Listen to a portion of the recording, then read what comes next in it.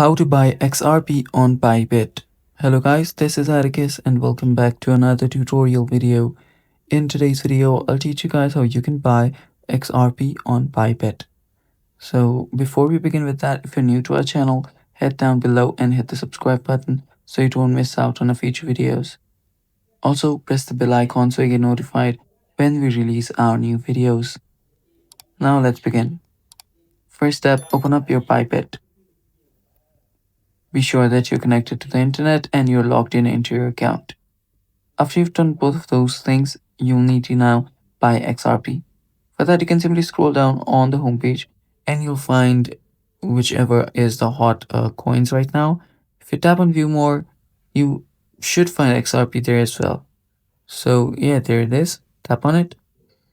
After you tap on it, you can find the candles and its graphs and visualizations all here. So you can check out its rate and everything that current it has. So to finally buy it, simply tap on the buy button right here.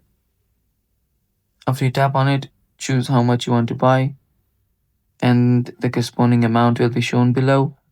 And then tap on buy and proceed with the checkout process. And that's how simple it is, guys. And thanks for watching. Stay tuned for more and bye-bye. Take care.